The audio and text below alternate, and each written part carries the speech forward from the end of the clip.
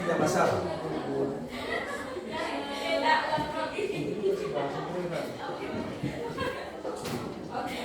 Bagaimana kita? Ada yang bisa membantu si Vita?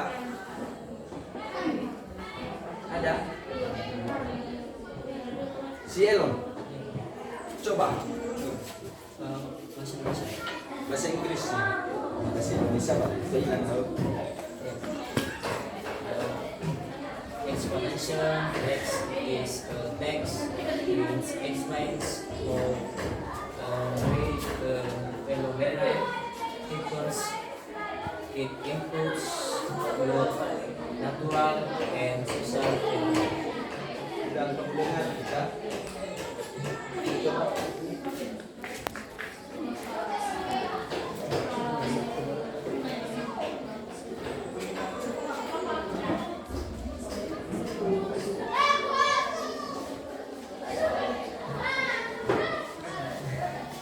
kali harus membesar suaramu. Jangan diikuti suaramu dengan badanmu.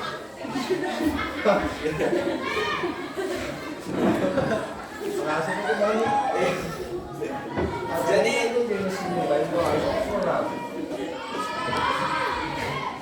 Bapak ulang atau I repeat how to read the definition of explanation text. Explanation text is a text which explains how and why a phenomenon happens. It includes both natural and social phenomena. Itu artinya di bawah. Artinya teks eksplanasi ini menjelaskan bagaimana dan mengapa sesuatu bisa terjadi. Ini berupa fenomena alam maupun sosial. Jadi di dalam teks eksplanasi ada juga teks yang hampir sama dengan teks eksplanasi ini, yaitu prosedur teks. Nanti kita lihat bagaimana perbedaannya. Sekarang coba diperhatikan tentang the types of explanation text atau jenis-jenis eksplanasi. Pertama, sequential explanation text. Itu artinya teks ini menjelaskan tentang suatu proses berdasarkan urutan dan waktu. Contohnya, how seawater becomes salty. Bagaimana air laut menjadi asin. Kemudian jenis teksnya cause and effect explanation text. Artinya teks ini menjelaskan sebab akibat terjadinya fenomena. Biasanya ini berhubungan dengan contoh teksnya adalah mengenai bagaimana terjadinya gunung berapi meletus. Itu bisa salah satu contohnya. Lanjut, struktur explanation text. Pertama, strukturnya ini adalah sama halnya dengan bagan atau urutan dari teks eksplanasi. Pertama ada title, iya kan?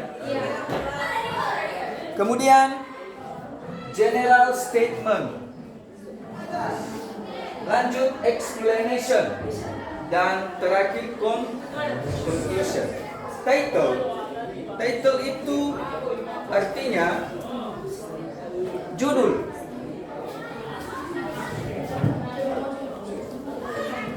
Title itu artinya judul. Struktur yang pertama adalah title atau judul. Judul teks memberikan gambaran tentang dari isi teks. Kita harus memiliki, we have a title of a text that we want to explain, yang ingin kita jelaskan. Kita punya judulnya. Apa judulnya? Seperti tadi, how seawater become salty. Bagaimanakah air laut itu menjadi asin? Itu judulnya. Maka ini adalah hal yang pertama yang kita perhatikan. Lanjut, general statement. General statement itu adalah bagian kedua.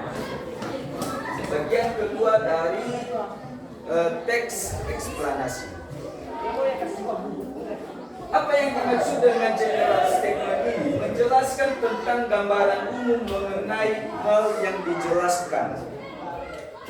Kalau dari title tadi itu berhubungan dengan judul, sementara kalau di general statement itu kita bercerita tentang hal-hal umum sebelum kita menjelaskan apa yang kita sampaikan berdasarkan title tadi. Misalnya, seawater kan, artinya air laut itu seperti ini penjelasannya awalnya. Kita bisa melihat di sekitaran kita. Itu adalah penjelasan umum, general statement. Yang ketiga, itu explanation. Explanation ini bagian inti dari eksplanasi teks. Artinya di dalam explanation, bagian explanation itu menjelaskan tentang rangkaian proses, bagaimana dan mengapa sesuatu terjadi. Di sini juga ada yang namanya sebab dan akibat atau cause and effect-nya. Kita bisa menjelaskan di bagian ketiga ini. Oke. Di explanation ini bisa terdiri lebih dari satu paragraf, tergantung pada saat uraian yang kita jelaskan itu membutuhkan waktu yang lama atau tidak, membutuhkan cerita yang cukup panjang atau tidak. Disuram.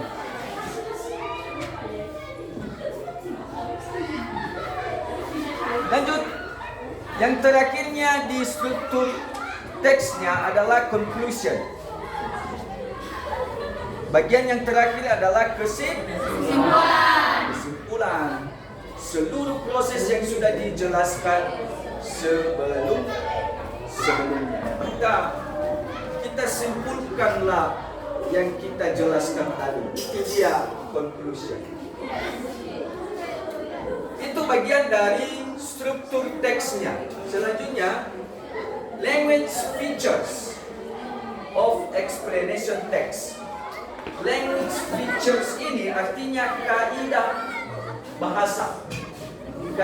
bahasa atau struktur bahasa yang kita gunakan pada explanation text. Itu dia di atas.